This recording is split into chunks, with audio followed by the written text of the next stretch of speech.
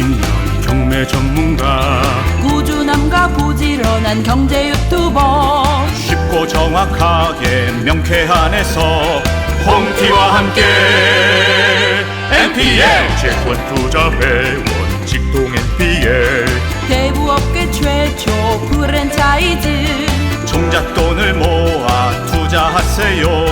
홍티 경매로 나눠 먹기. 투자 금액 안전해요. 세금 납부 투명해요. 노후 대책 마련해서 여유롭게 살아가요. 종잣돈이 부족해도 홍티 따라 투자해요. 성실하게 정직하게 우리 모두 함께해요. 재테크의 새바람 홍티 경매 NPL 믿고 투자해봐요. 홍티 경매 NPL. 안녕하세요. 홍티 인사드리겠습니다. 홍티 경매 대부업 궁금하시죠? 영화나 드라마에 나오는 무서운 대부업 결코 아니랍니다. 금융감독원에서 정식으로 허가받은 합법적인 대부업체랍니다. 홍티 경매와 함께 정직하고 안전한 투자 수익 만들어보지 않으시겠어요? 많은 회원분들이 수익 인증 꼭 확인해보시고 지금 당장 홍티 경매로 오세요. 기다리고 있겠습니다. 투자 금액 안전해요. 세금 납부 투명해요. 노후 대책 마련해서 여유롭게 살아가요. 종잣돈이 부족해도 홍티 따라 투자해요. 성실하게 정직하게 우리 모두 함께해요. 재테크의 새바람 홍티 경매 NPL 믿고 투자해봐요. 홍티 경매 NPL 재테크의 새바람 홍티 경매 NPL 믿고 투자해봐요. 홍티 경매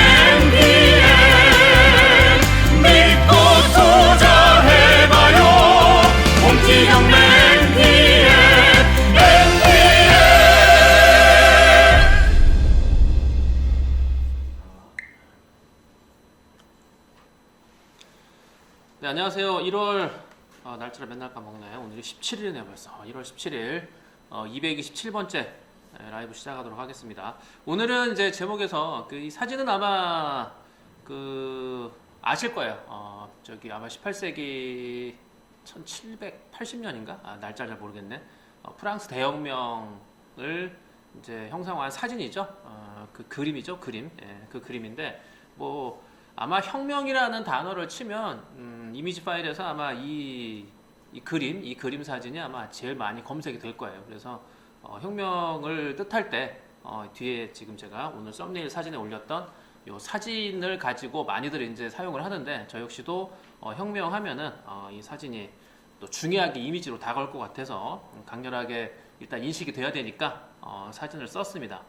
자, 오늘 이제 제가 대부업 혁명이라고 말씀을 드린 거는 네, 일부 시작을 하는데 이제 오늘 대부업 혁명이라고 말씀을 드린 거는 이제 간단하게 이제 혁명 그러면은 뭐 우리나라 5.16, 4.19 뭐 있는데 뭐 우리나라 국내 얘기는 빼고요.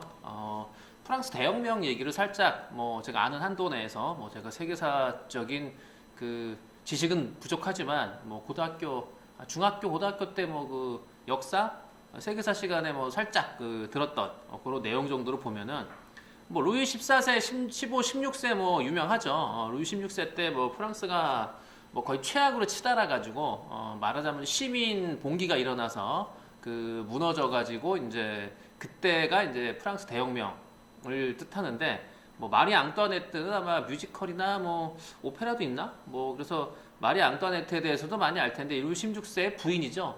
아마 10몇 살 때 왕비로 들어와 가지고 결국에는 이제 국가재정 파탄의 원흉이다 그래가지고 뭐 왕을 보필을 못했다 뭐 기타 등등 해서 뭐 그때 당시에도 이때도 뭐 마리 앙뚜아네트 그 사건이 뭐 목걸이인가 뭔가 뭐 그런 사건인데 자세한 건 제가 기억이 잘 안 나는데 뭐로 인해서 일단 그게 기하급수적으로 막 퍼져가고 이제 거기에서 비리가 막 드러나면서 아마 처형당했을 거예요. 처형당했는데 뭐 사치가 심했다. 뭐 근데 뭐 그거는 뭐 일단 뭐 혁명이 이루어지면 항상 역사는 승리자의 편에서 쓰는 거고 지나고 나면 이제 그게 재정립이 돼서 나올 텐데 뭐 어찌 됐든지 간에 뭐 이 당시 프랑스가 문제가 됐던 건 맞는 얘기 같고요. 그래서 혁명이라는 거를 일단 대혁명이라고 쓰는 거는 완전히 뒤집어졌으니까. 예, 그래서 지금 제가 간단하게 뭐 프랑스 대혁명 뭐 말씀을 다 드렸는데 중요한 거는 이제 혁명이라고 하면은 이제 사전적 의미는 국가의 기초 제도 어떤 조직이 급격하게 근본적으로 아예 밑바닥에서부터 확 뒤집어지는 게 그 혁명이라고 사전에 나와 있어요. 두 번째는 이전의 왕통을 뒤집고 새로운 왕이 대신해서 이제 통치자가 되는 거. 예.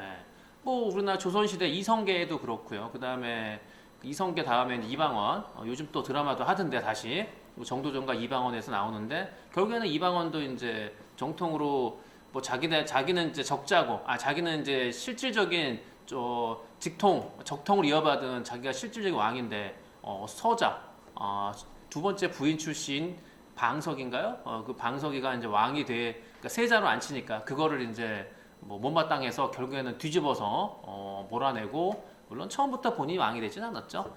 절차를 거치면서 왕이 되는 거고요.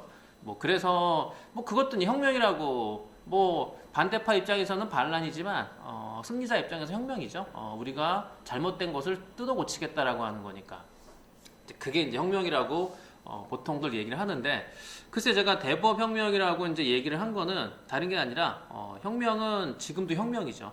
왜냐하면은 이자율이 이미 20년 동안에 이자율이 실질적으로 거의 3분의 1 이상 급감했어요. 그러니까 66%였던 2002년도에 이때는 뭐 그야말로 대부업을 내면 돈을 벌던 시기라고 얘기를 하는데 근데 지나고 나서 얘기하는 거지 막상 그래요. 분명히 제가 이제 2000년 뭐 99년 말 2000년 초반에 제가 이제 학원을 했을 때 지나고 많은 사람들이 그런 얘기예요. 그 시절은 학원하기 쉬웠다. 그 시절에서 학원을 해봤냐 이거예요. 학원을 해본 제 입장에서는 그 시절이라고 해서 쉬운 게 아니었거든요. 예, 그때도 망한 학원들도 많았고요. 학원을 뭐 하면 잘 된다 냈다가 학생이 안 모여서 폐업하는 학원도 제가 무수히 봤기 때문에 그 시절이라고 해서 학원 내면 무조건 대박이다 아니에요. 그때도 분명히 어려움이 있었고요. 대법도 마찬가지라고 보거든요. 와 66%면은 뭐 얼마야? 1억 빌려주면 이자가 1년에 6,600이 들어와? 이거 완전히 따봉이네. 10억 갖고 굴리면은 1년에 6억을 벌어? 그러면 우리가 따져볼 때, 와, 진짜 그 시절 대부업은 진짜 노났겠다. 근데 그 시절에 그렇게 대부업이 잘 됐는데, 그러면 그때는 뭐 다 잘 됐냐? 아닌 거죠. 망한 사람도 있었고, 잘 된 사람도 있었겠죠. 자, 다시 돌아와서, 어쨌든 혁명이라고 하는 거는 이게 급격하게 바뀌었잖아요. 66에서 불과 5년 만에 49로 확 줄어들었고, 그 다음에 39, 10% 떨어졌고요. 그 다음에 이제 5% 떨어져서 2014년도에 불과 7년 전만 해도 34%였어요. 그러다가 2016년, 요거는 불과 5년 전만 해도 28%였다가 뭐 더 가깝게 3년 전, 한 4년 전만 가다가 24%였어요. 그러다가 작년에 이제 20%로 확 쪼그라들었고요. 그리고 지금 정부 여당 아마 이재명 지사 그다음에 민주당에서 뭐 10%대 올려가지고 지금 이금융권, 캐피탈, 보험사도 뭐 기함을 뭐 기겁을 하고 있다고 하는 기사도 나오는데 그게 이루어질지 안 이루어질지는 뭐 모르겠어요. 그러나 뭐 어떻게 되든지 간에 올해까지는 아니겠고 아마 내년도에는 대법 이자 변동이 올 수도 있을 것 같아요. 많은 게 10%가 된다? 완전 혁명이죠. 그러면은 우리나라 이금융 이거 포함해갖고 다 작살납니다. 근데 작살이 난다 그래서 100기 다 죽느냐? 살아남는 자가 있겠죠. 뭔가 수가 있겠죠. 그리고 분명히 여기 이거밖에 없다고 하는데 계속 가보면 그 길에서 분명히 삐져나오는 뭐가 있어요. 그래서 저는 이런 거에 대해서 그렇게 크게 생각은 하진 않고 염두에 두고 있고 준비를 하고 있는 준비태세는 갖추고 있죠 제가. 그런데 이제 뭐 아직 결과가 안 나왔기 때문에 뭐 제가 이렇다 저렇다 얘기 드릴 수는 없겠지만 이렇게 이자율이 떨어진 것도 하나의 혁명이죠. 그 다음에 두 번째 혁명은 정부 인식이 바뀌었어요. 물론 지금도 정부나 금감원에서 볼 때 대부업을 고운 시선으로 보는 건 아니에요.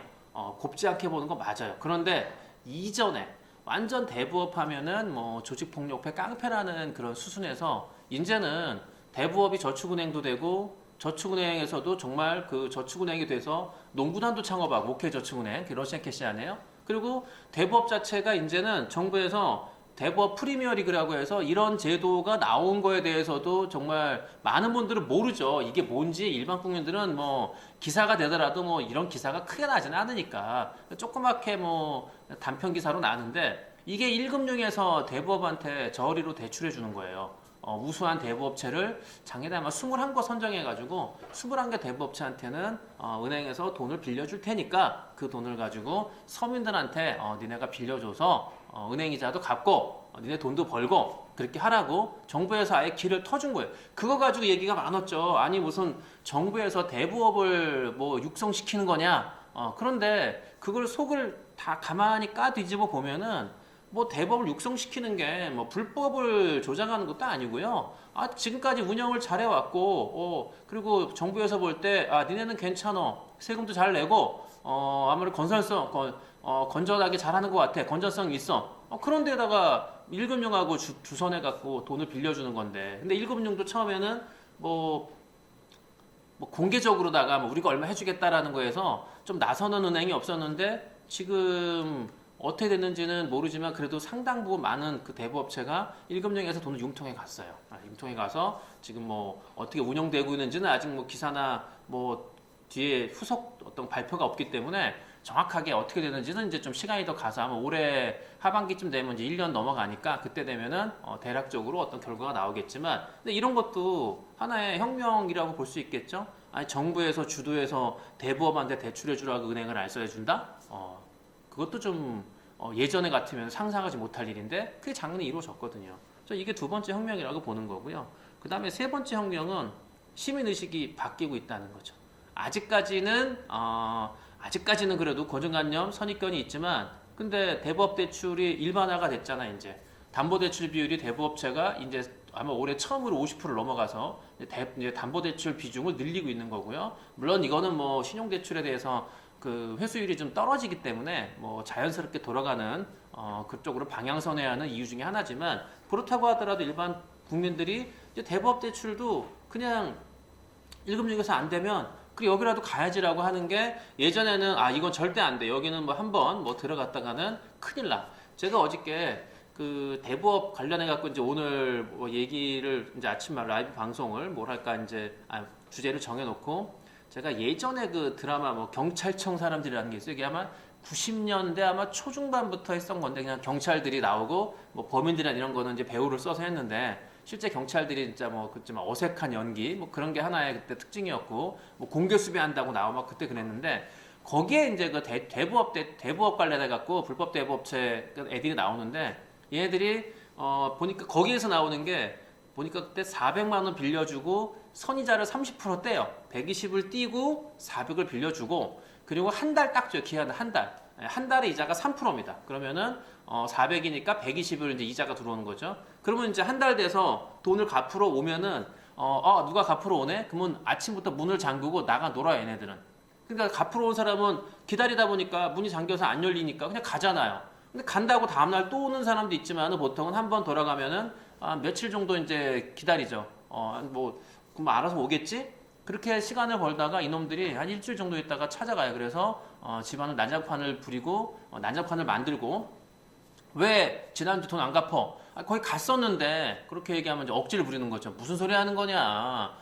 네가 갚으려고 하면 하루 종일 기다려서라도 갚아야지. 우리가 없다고 그냥 가냐? 그렇게 해가지고 이제 일주일치 이자를 하루에 뭐 3%씩인가 해갖고 일주일이면은 20%잖아요. 그래갖고 400이 그냥 1000만이 넘어가는 이렇게 해서 이제 돈을 버는 그 놈들을 이제 붙잡는 얘기가 어저께 제가 살짝 보니까 야, 저 때는 저런 게 그러니까 그런 게 경찰청 사람들이라는 프로에 나올 정도가 되면 얘네가 그런 애들이 뭐 한두 개면은 방송할 이유가 없겠죠. 이런 애들이 그래도 생과계로 많이 있으니까 방송을 탄 거겠죠. 그래서 뭐 그러던 그 사람들이 그런 걸 볼 때도 그 시절만 하더라도 대부업체에 돈을 빌리면 야 이거 갚으러 갈 때 이거 얘네들이 일부러 안 갚고 나중에 와서 더 달라는 거 아니야? 이런 의식이 있었거든요. 근데 지금은 그런 게 없잖아요. 지금은 그런 것이 없고 이제는 뭐 합법적으로 광고도 세상에 그 아무리 뭐 유선방송 케이블이지만 대부업체가 광고를 했던 시절이 벌써 20년 전이에요. 그 사나머니 노래 유명하잖아요. 그래서 뭐 그렇게 지금 바뀌고 있는 것도 저는 혁명 중에 하나다. 그 중에서 이제 인식이 변화라는 게 여러분들이 홍티경매에 투자를 같이 하잖아요.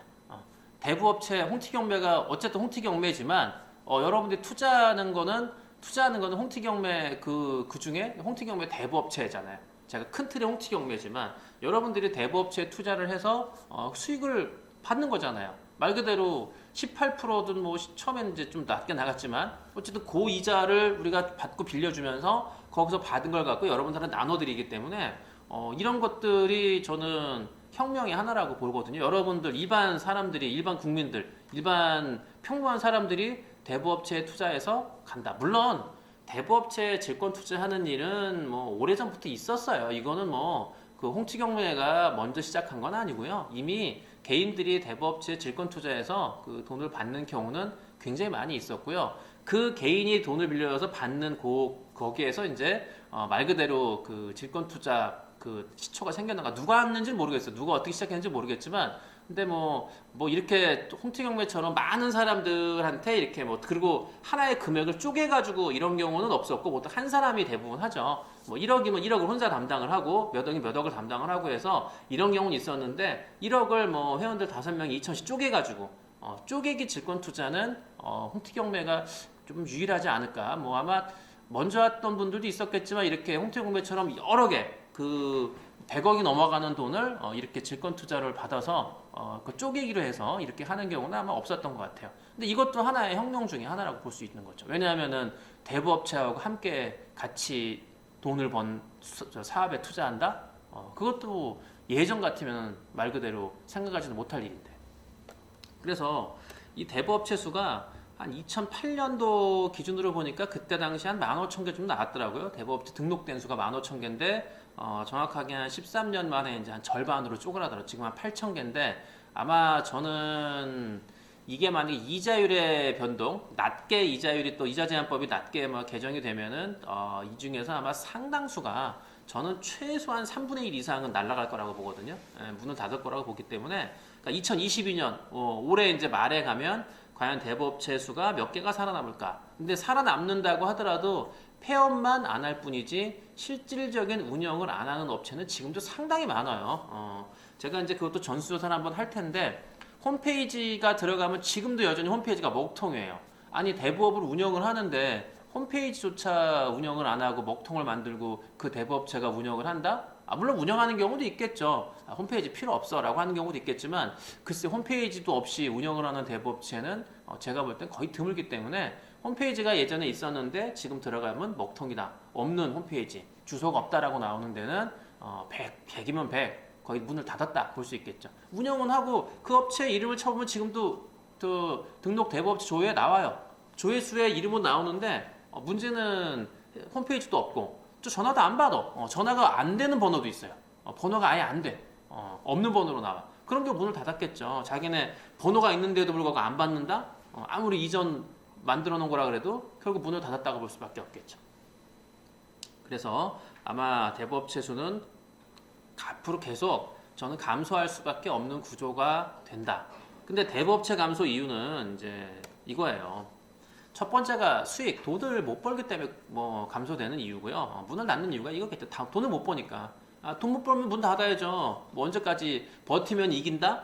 버티면 이긴다는 것도 버틸 힘이라는 게 있고요. 그 다음에 요게 끝나면은 지금 장사하는 분들 중에서 자영업자분들이 버티는 이유가 일단 코로나가 끝나면은 정상적인 생활 패턴으로 바뀌면 이전처럼 회복이 될 수 있다라고 믿기 때문에 기다리는 건데 근데 바뀐다고 하더라도 회복 불가능한 상태가 된다면 뭐 이걸 운영할 필요가 없겠죠. 문을 빨리 닫는 게 상책이죠. 계속 시간이 가면 손해를 더 떠안게 되니까. 그래서 수익 감소고 두 번째가 질권대출 불가해요. 질권대출을 못 받는 거예요.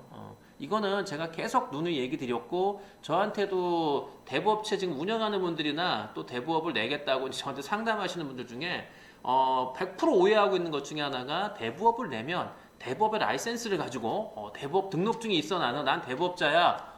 그리고 대부업체 등록증을 받으면 뭔가 이게 될 것 같은 느낌이 드나 봐요. 대부분 막 희망에 차오르고 근데 현실은 바로 앞에 현실을 못 보고 대부업체를 내다 보니까 이제 이런 오해를 갖고 있는 건데 뭐 질권대출을 받을 거라고 생각했는데 안 나오죠 당연히. 신규 대업체한테 누가 나와요? 안 나오지. 그래서 질권대출을 받을 수 없는 게 감소 이유가 두 번째고요. 세 번째가 이제 규제 감독이 강화되고 있죠. 예전에는 그 이전에는 사실 탈세를 해도 이게 어떤 전산망 자체가 국세청, 금감원, 뭐 다 은행 다 따로 놀기 때문에 이거를 한번 추합해서 한다는 것 자체도 어려웠고, 그리고 그때는 뭐 이게 뭐 지금처럼 정말 그 하나하나까지도 확인할 수 있는 그런 게 없었잖아요. 그때 인터넷이나 정보가 그렇게 발달되지 않았기 때문에. 근데 지금은 뭐 이제는 삥땅이라는 거는 상상할 수가 없고요. 삥땅을 치는 것도 다 알고 있으면서 묵인하는 겁니다. 그러다가 어느 순간 한 번에 딱 나와서 다 내놔. 그러면 끝장나는 거죠. 예. 보통 그 돈을 벌었으면 돈을 벌었다는 걸 입증을 해야 되거든요. 예. 집을 돈 주고 샀는데 처음에 분명히 10억짜리 주고 집을 샀다가 뭐 부모가 자식한테 싹 돈을 줘요. 그리고 집값 계산할 때 부모가 돈을 내지. 그리고 이름은 자식 이름으로 하고. 문제 없을 것 같은데 요게 한 2년 3년 있다가 날라옵니다. 자식한테. 너 지난 3년 전에 집 샀는데 집 산 돈 어디서 났니? 출처를 밝혀라. 못 밝히죠. 엄마가 줬는데. 엄마가 줬다가 하면 그 불법 증여거든요. 말 그대로 세금 안 내고 증여한 거기 때문에 그러면 세금 탈세죠, 그것도. 그러면은 뭐 어쨌든 법이 그러니까 내 자식한테 주는 게 왜 문제냐? 문제가 아니든 기든 문제가 아니라 일단 법이 그렇게 정해져 있기 때문에 법대로 따지면 불법이에요. 그러면 거기에 따라서 가산세 내고 또 과태료 내고 범칙금 벌금 내고 뭐 이렇게 해야 되니까 실질적으로 뭐 보면은 그냥 그때 증여를 할 걸 세금 내고 그런 후회를 할 수 있게 되는 어마어마한 금액이 밀려오는 거죠. 자, 그래서 규제 감독이 강화돼가지고 이거는 이제 방금 말씀드린 거대로 전산화가 거의 통일 일원화되고 훤히 뒤다보기 때문에 이제는 꼼짝 말 이제 할 수가 없어요. 탈세라는 거는 묵인하는 거예요. 많은 사람들이 지금 또 다른 데서 뭐 3.3%만 띄고 이자 소득세를 싹 탈세하고 한 25% 이상을 탈세하면서 3.3%만 하고 안 걸리니까 잘하고 있는 거다. 안 걸리는 게 아니라 몰라서 안 걸리는 게 아니고요. 그냥 두고 보는 겁니다. 날라옵니다. 그리고 규모가 그냥 조금 하면은 건드리진 않아요. 어차피 건드려봐야 크진 않으니까. 근데 그 액수가 커져가면서 요것들 봐라 그래서 가만히 보고 있다가 한 번에 나온단 말이에요. 지금은 그렇게 나오기 때문에 지금 당장 한두 달, 한 6개월, 1년? 1년 동안 괜찮았어? 1년이 뭡니까? 국세청은 몇 년 지나서 날라와요. 몇 년 지나서. 예. 폐업을 해도 날라와요. 너 폐업했네? 너 그때 돈 번 거 지금 내라라고 하면 어떡할 거예요? 예. 그래서 이 규제 감독 강화가 이제 세 번째 이유인데 이거부터 제가 이제 해결점을 한번 생각을 해봤어요. 자, 수익 감소는 어떻게 극복을 하느냐? 큰 틀에서 따지면 방해담합니다. 그냥 이익을 적게 보고 이게 이익을 적게 보고서 팔면 되는 거거든요. 말 그대로 하나를 팔고서 이익이 큰 거는 그냥 하나 팔아도 모든 게 다 뭐 끝나지만 우리가 이자를 100% 받을 수 있는 것도 아니고 정해진 이자가 딱 정해져 있으면 정해진 이자 내에서 우리는 받을 수밖에 없기 때문에 한 명 한다고 이게 크겠냐? 근데 한 명이 아니라 10명, 100명이 되고 1000명, 10,000명이 되면은 그게 하나가 모이지만은 이게 하나면 하나인데 10,000명이 되면 10,000개거든요. 그래서 저는 우리 대부업체 수익도 저는 충분히 방리담회가 가능할 수 있다. 왜? 이제 경쟁자들은 없어지니까. 어렵기 때문에 이게 그 밑바닥 자기네가 이제 할 수 있게끔 역량을 갖추지 못한 데는 무너질 수밖에 없고 없어질 수밖에 없고 폐업할 수밖에 없어요. 견디는 자는 갖춰놓은 거죠. 어떤 시스템을 갖춰놓거나 어떤 그 틀을 갖춰놔가지고 이게 할 수 있는 역량이 되는 데는 살아남겠죠. 그 저축은행으로 가는 거예요. 그래서 얘네들이 저축은행 가면 이자가 더 적을 텐데 왜 가지? 이상하잖아요, 그렇죠? 이상하지 않아요? 아니 대부업에서 이자를 20% 받을 수 있는데 저축은행으로 가면 20% 못 받거든요. 근데 왜 길을 쓰고 OK저축은행, 러시안캐시라든가 이번에 키움저축은행, 키움이 아니라 어디죠? 저 웰컴? 왜 저축은행으로 가려고 하지? 여러분 생각해보세요. 이해가 안 되지 않아요? 저축은행으로 가면 이자가 적은데 왜 글로 가려고 하지? 이상하잖아요. 그게 다 이유가 있는 겁니다. 많이 대부업체보다 저축은행 간판을 달면 대부업체에 있을 때보다 더 많은 사람들한테 대출해 줄 수 있기 때문에 그래요. 그리고 국가에서 돈을 빌려오는 것도 대부업체보다는 저축은행으로 갈 때 더 많이 빌릴 수 있기 때문에 그래서 저축은행으로 가는 거예요. 아니 생각해 보세요. 아니 여기서 20%를 받을 수 있는데 왜 굳이 길을 써서 저축은행으로 가느냐 이거죠. 대부업을 폐업하면서까지 납득이 안 되지 않아요? 가만히 생각해 보세요. 상식적으로 이자가 더 적게 받는데 그게 바로 박리담에 있다 저는 생각하는 겁니다. 자 그래서 이제 요건 제가 이번 주 중에 한 목요일쯤 제가 이제 상세하게 말씀을 드릴 텐데 이제 1인 대부업 창업을 제가 이제 1차 이제 마감을 이번 주 목요일까지 이제 하나만 더 받고 마감을 할 텐데 이제 추가 신청. 자, 지금은 이제 제가 1차에 신청하신 분들은 전부 법인으로 내라고 말씀을 드렸어요. 여기는 이제 실질적인 어쨌든 창업 공신, 뭐 개국 공신 뭐 이런 말을 쓸 수 있겠지만 시작하는 입장에서기 때문에 이제 이 업체는 제가 좀 전략적으로 앞으로 함께 좀 같이 함께 커나갈 대상이기 때문에 제가 개인보다는 법인으로 만들려고 했는데 이게 대부업체가 개인 우리가 지자체에 등록을 할 때 두 가지예요. 법인 아니면 개인인데 법인은 자본금이 5천만 원이지만 개인은 1,000만 원이에요. 그럼 개인 대부업자 1,000만 원은 뭐냐? 대부업자예요. 법인이 아니라 개인 대부업자예요. 그냥 개인이 번 거는 그냥 개인이 세금 신고하고 개인이 하는 거예요. 말 그대로 소유주가 법인이 아니라 개인인 거죠. 사람인 거죠. 물론 법인의 대표자도 사람이지만 실질적인 소유는 법인이기 때문에 근데 여기는 개인이 되는 거죠. 근데 개인은 자본금이 1,000만 원밖에 안 돼요. 그래서 지금 만약에 이자율이 떨어진다라고 할 때는 질권 투자 수익이 떨어질 수밖에 없고 제가 이자가 만약에 정부에서 이자를 9% 받아. 근데 9% 이자를 받고 여러 번 10%를 못 주죠. 그럼 제가 망하는 거니까. 그렇게 되면은 대안이 있느냐? 대안은 이거예요. 1인 대부업. 그러면 무조건 1인 대부업 내면 되느냐? 안 되죠. 1인 대부업자 낸다고 무슨 바로 돈을 버나요? 안 되죠. 제가 홍티 경매가 있기 때문에 가능하다는 건 제가 목요일 날 또 말씀을 드릴 거고 그래서 요게 이제 대안으로 저는 수익성 악화는 우리 회원들의 기준에서 볼 때 우리 투자회원들 같은 경우 수익성 악화되면은 질권대출 이제 물 건너가느냐? 아니죠. 1인 대부업이 있기 때문에 이게 대안이 될 수 있다. 자, 그다음에 두 번째는 질권대출이 이제 안 나오는데 이거는 제가 이제 지금 준비를 하는 것도 있고 물론 뭐 얘기가 어느 정도 된 데도 있고 뭐 보자는 데도 있고 한데 뭐 구체적으로 지금 이거는 어떻게 보면 설레발을 제가 안 치려고 하는 거예요. 아니 물건이 정해져 있고 우리가 이 정도 되고 있다라고 할 때 자 이 정도 되니까 돈 빌려주세요라고 할 때하고 일단 빌려주세요라고 얘기하는 거하고 틀리죠. 아니 네가 뭘 할 건지 어떤 계획을 가지고서 어떤 플랜을 딱 제시하고서 얘기를 할 때 믿음과하고 신뢰가 가는 거지. 아니 지금 가능성 있다 그래서 무조건 하고 와서 빌려달라고 하는 것 자체가 안 되기 때문에 또 대상 물건이 좀 정해져 있고 또 그런 거에서 좀 여유를 두고 있을 때 제가 가서 얘기할 수 있는 거기 때문에 지금 이제 준비하는 단계고요. 제가 좀 아마 이번 달 지금 계속 이제 하나하나 해나가고 있는 거니까 그래서 지금 이제 그거는 나중에 되면 또 여러분들 말씀을 드리겠지만 근데 제가 자신 있게 다른 OK저축은행이든 굴지의 저축은행하고도 제가 얘기할 수 있는 게 되는 게 그쪽에서 볼 때는 홍티경매가 세 발에 피고 고작 160억 정도 입출금 갖고서 그러냐? 아니죠.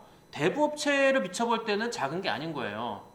160억 입출금이 160억이 들어갔다가 나온 게 아니라 160억에는 1,000만 원부터 최소 1,000만 원부터 억대가 있겠지만 하여튼 1,000만 원부터 시작해서 이게 왔다 갔다 하면서 여러분들이 투자금 받아서 대출해주고 이자 받고 나눠드릴 때는 이게 지금 물론 투자하실 때 10명이 투자하시면은 이자도 10명한테 받는데 한 달이 10명이죠. 두 달이 되면은 그게 출금 내역이 20개가 되고 석 달이면 30개가 되는 거예요. 그래서 제가 홍티경매 입출금 그게 1,400 신한은행까지 합하면은 3,000개 이상의 입출금 내역이 된 게 그 입출금이 들어갔다 빠졌다가 하는 이유가 그게 여러분들 투자자들이 많기 때문에 보내는 게 많이 보내기 때문에 그게 출금 기록 개수가 늘어난 것 때문에 개수가 많아진 거죠. 그래서 그거를 보여주면은 홍티경매가 지금까지 이자 삥땅 안 치고 여러분들한테 꼬박꼬박 잘 줬다. 들어오는 거하고 나간 거하고 일치하잖아요. 거의 들어오는 날 하루 이틀 안에 나가니까 이게 이렇게 나간 거구나. 다 장부가 있으니까. 그래서 그런 거 하나가 이게 바로 신용장이라고 보거든요. 이런 업체가 없기 때문에.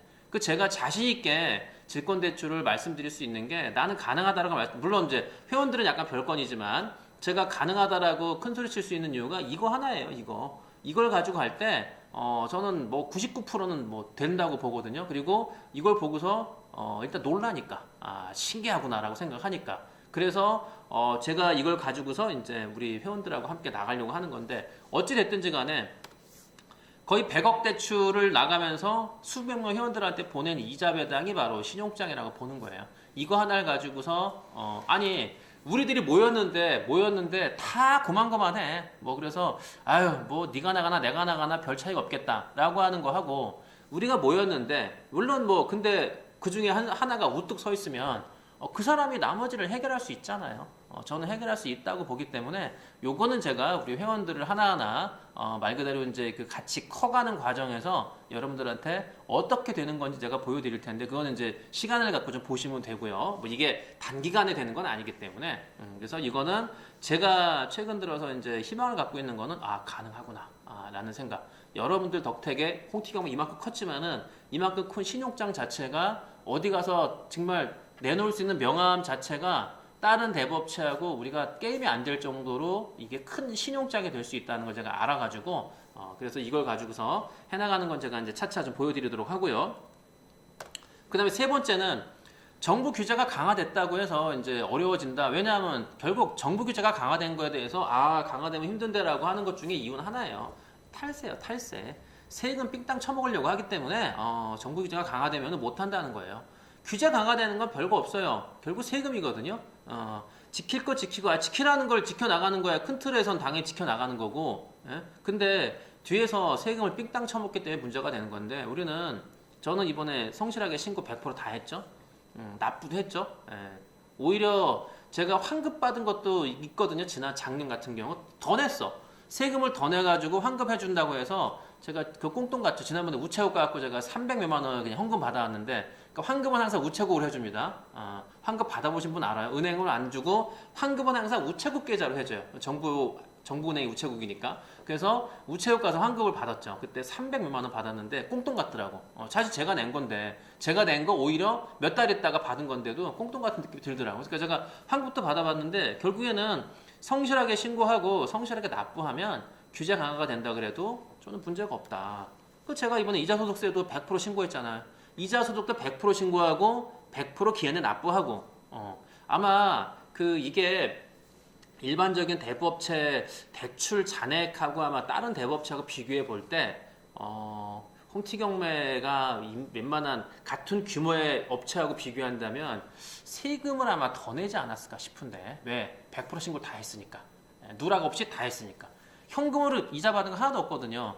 현금으로 받은 이자 하나도 없어요. 그냥 통장으로 받은 거 그대로 다 신고했기 때문에 처음에 제가 7월 달까지는 그게 여러분들한테 제가 1년이면은 1년 기준으로 그때 한 달이 얼마죠? 한 달에 14.4를 나누면 1.2죠. 여러분들한테 3, 4, 5, 6, 7월 달까지 5개월은 회원들한테 제가 월 1.2를 드렸어요. 그때는 저희가 그 이자가 거의 15%밖에 안 받았는데 15%에 1.1을 빼면은 3.6이거든요. 아니지. 15% 1.2니까 4.8. 그러면은 4.8%밖에 안 남았는데 근데 중요한 거 이자소득세가 똑같이 내야 되기 때문에 실질적으로 3, 4, 5, 6, 7월 달에 그 세금 신고한 거에 대해서는 제가 번 수익이 하나도 없어요. 5개월 동안은 세금 신고는 그대로 했기 때문에 이자 받은 거 그대로 신고하고 여러분 드린 거 그대로 신고하면서 제가 세금을 다 냈기 때문에 3, 4, 5, 6, 7월 달은 여러분들한테 이자 드린 거에 대해서는 오히려 제가 마이너스예요. 돈 번 게 없어요. 그거는 마이너스가 되는 거예요. 그런데도 불구하고 제가 개인 통장으로 받은 것도 그대로 신고를 다 했어요. 다.